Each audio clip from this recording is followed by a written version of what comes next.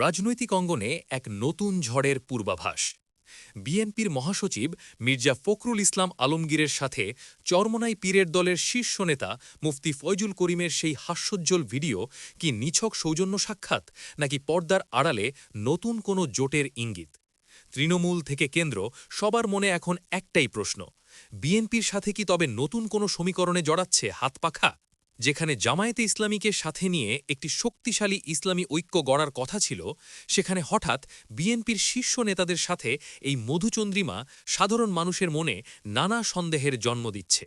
রাজনীতির অন্দরমহলে কান পাতলে শোনা যাচ্ছে এক চাঞ্চল্যকর তথ্য। বিশ্লেষকরা বলছেন, চরমোনাই হয়তো এখন বিএনপির বি টিম বা ট্রোজান হর্স হিসাবে কাজ করছে। উদ্দেশ্য পরিষ্কার, জামায়াতের ভোট ব্যাংকে ধস নামানো এবং আসন ভাগাভাগি নিয়ে জোটের ভেতরে অস্থিরতা তৈরি করা। একটু পেছনে ফিরে তাকালে দেখা যায় ১৯৯৪ সালের মাগুরা উপনির্বাচনেও এমন এক অতি আত্মবিশ্বাসের গল্প ছিল। চরমোনাই পীরের দাবি ছিল ৫০,০০০ মুরিদের, কিন্তু ভোটের বাক্সে পাওয়া গিয়েছিল মাত্র ৩,০০০। ইতিহাসের সেই নির্মম শিক্ষা কি তবে আজও ভুলে গেছে ইসলামী আন্দোলন?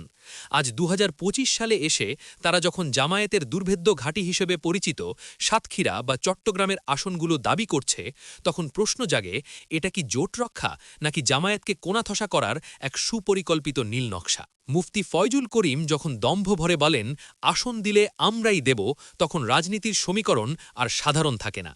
একদিকে জামায়াতের সাথে আসন নিয়ে চরম কামড়াকামড়ি, অন্যদিকে বিএনপির সাথে এই গোপন সখ্যতা।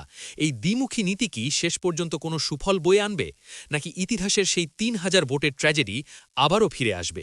সাধারণ কর্মীর আবেগ আর ত্যাগকে পুঁজি করে নেতৃত্বের এই রহস্যময় চলাফেরা কি শেষ পর্যন্ত সাধারণ মানুষের আস্থার প্রতিদান দিতে পারবে, নাকি বৃহত্তর স্বার্থ বিসর্জন দিয়ে লতার মতো কোনো বড় গাছের আশ্রয় খুঁজছে হাত পাখা? বিএনপির সাথে এই হাসিখুশি মুহূর্তগুলো কি শুধুই কৌশল, নাকি বড় কোনো বিশ্বাসঘাতকতার শুরু? জবাব মিলবে হয়তো আগামী নির্বাচনেই। তবে মনে রাখতে হবে, রাজনীতিতে মুরিদ দিয়ে জমায়েত করা যায়, কিন্তু ভোটার হওয়া অত সহজ নয়। ইতিহাসের সেই ভুল কি আবারও করতে যাচ্ছে চরমোনাই? সময় এখন সেই সত্যেরই অপেক্ষায়।